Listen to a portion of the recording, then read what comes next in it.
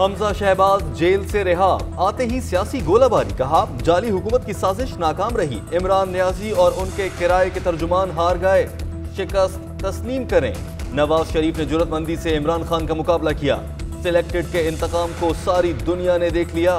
नौशहरा में हम जीते, डस्का में भी सिलेक्टेड को मुंह की खाना पड़ी।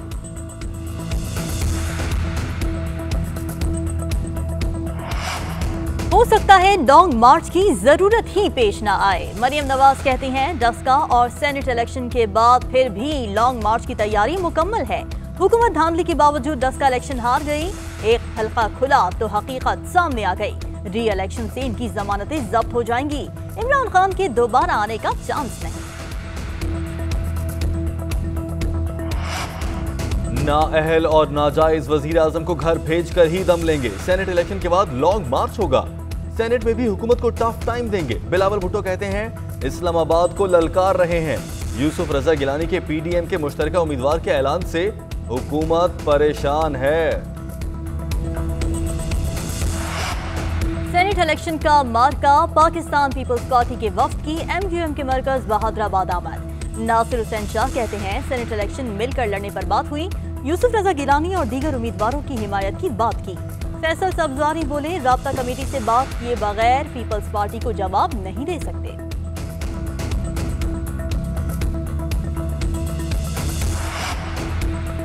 सिंध की बात करने वालों की जायदादें बैरूने मुल्क हैं। विफाकी वजीर असद उमर कहते हैं 50 साल से पीपल्स पार्टी सिंध पर हुक्मरानी कर रही है।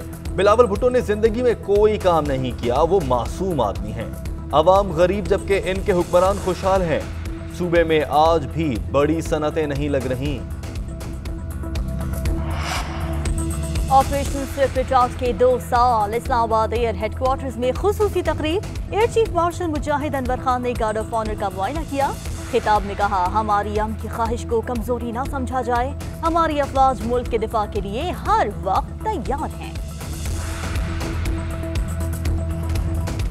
और कराची किंग्स ने मुल्तान सुल्तान्स के खिलाफ 196 रन का हदफ हासिल कर लिया। बाबर आजम ने मैच विनिंग 60 गेंदों पर 90 रन की इनिंग्स खेली। मुल्तान सुल्तान्स ने पहले बैटिंग करते हुए 6 विकेटों पर 195 रन बनाए थे।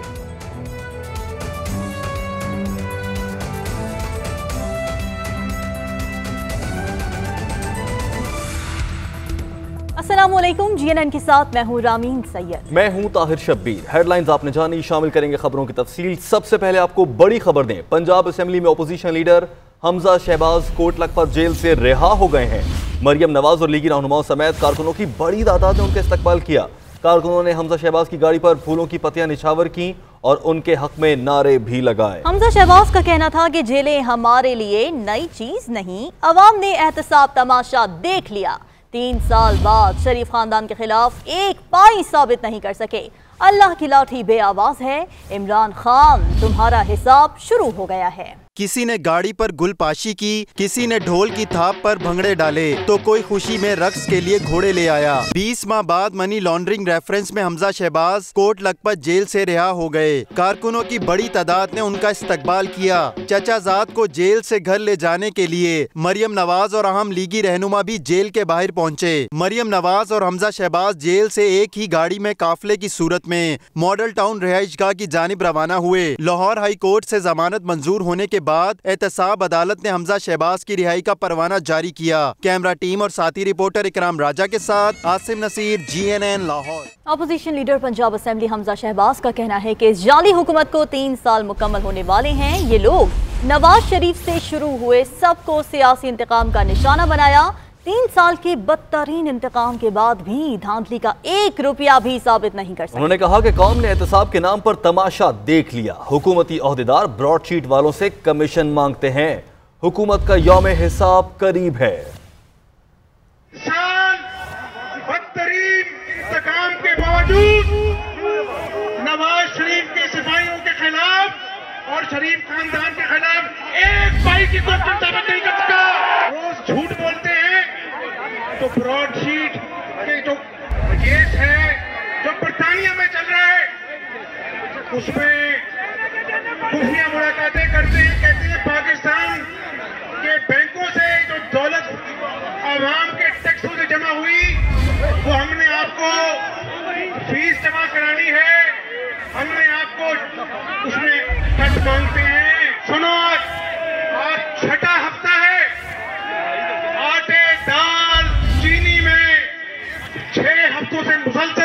दफा हो रहा है। आटा चोर, चीनी चोर, दवाइयां चोर के खिलाफ आज भी वो काबीना का हिस्सा बन के बैठे हैं, वो काबीना में बैठे हैं और इन झूठों की दीदा दलेरी देखो कि उन्हीं को साथ बिठाकर रियासत मदीना की बात करता है। इस पाकिस्तान की कौम की खातिर हमने जेलें देखी हैं, जितनी कुर्बानियां इस पाकिस्तानी कौम के लिए देना पड़ेगी देंगे, लेकिन अब तुम्हारा जो में हिसाब करीब है इंशाल्लाह। और मुस्लिम लीग नून की नायब सदर मरियम नवाज कहती हैं कि डस्का और सेनेट इलेक्शन के बाद लॉन्ग मार्च की तैयारी है। हो सकता है कि लॉन्ग मार्च की जरूरत ही पेश ना आए। इमरान खान एक बार तो साजबाज करके आ गए, उनके दोबारा आने का कोई चांस नहीं है। पीटीआई अरकान उन्हें वोट देने के लिए तैयार नहीं है। उन्होंने कहा कि डस्का में दोबारा इंतखाब से मुतालिक इलेक्शन कमीशन का फैसला हुकूमत इसलिए चैलेंज कर रही है कि इनकी चोरी पकड़ी गई है। इनको डर है पकड़े जाने वाले बड़े चोरों का बता दें।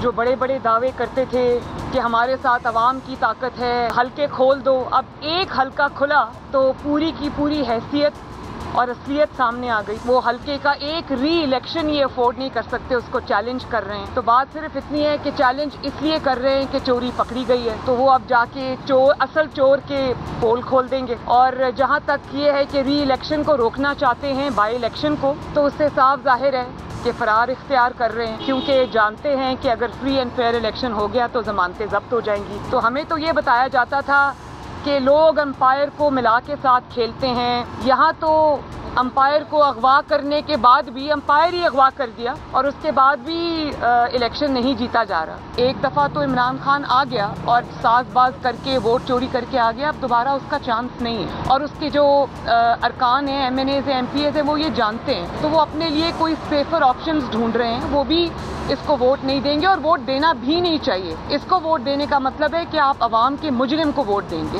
डस्का का इलेक्शन इंशाअल्लाह ताला आ रहा है, उसके बाद सेनेट का इलेक्शन पहले है, डस्का का इलेक्शन है, उसके बाद लॉन्ग मार्च की तैयारी है पूरी और अवाम तैयार। हो सकता है कि लॉन्ग मार्च की जरूरत ही पेश ना आए। कुछ तो है जिसकी पर्दादारी है। मरियम नवाज पंजाब में सेनेट की नशस्तों पर होने वाले मुकमुका का सवाल गोल कर गईं।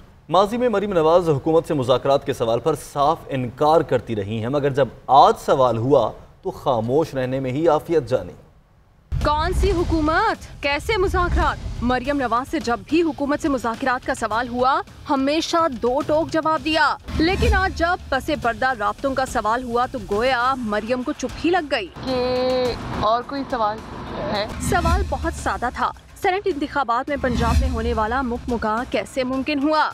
मैडम ये बताइएगा कि आपने कहा था कि हुकूमत से बात नहीं होगी, सेनेट इलेक्शन का रिजल्ट आ गया पंजाब का और बिला मुकाबला हो गए, तो कि आपको पता था या बाला बाला हो गया सारा फैसला? मरियम नवाज ने बहुत गौर से सवाल सुना, चंद लम्हे खामोश रही, मगर फिर भी जवाब न बन पाया। अब इस मामले में मैं क्या कहूँ, मेरा ख्याल है मैं कुछ ना ही कहूँ तो बेहतर है, इसके बारे में इल्म नहीं। बात तो सादा सी है कि कहीं न कहीं कुछ न कुछ पसे पर्दा तय हुआ है। आप थी सारे मामले में, मियां नवाज शरीफ साहब थे क्या सारे मामले के अंदर? और कोई सवाल है? इसका इजहार हुकूमत के इत्तेहादी मुनीस इलाही ने एक कार्टून शेयर करके किया, मगर हुकूमत हो या ऑपोजिशन कोई भी इस पर खुलकर बात करने को तैयार नहीं। जरा के मुताबिक पंजाब में होने वाले मुकमुका का नवाज शरीफ को इल्म था। मरियम नवाज ने इस पर एहतजाज भी किया, मगर बसता चला और अब उन्होंने खामोश रहने में ही आफियत जानी है। अब इस मामले में मैं क्या कहूँ, मेरा ख्याल है मैं कुछ ना ही कहूँ तो बेहतर।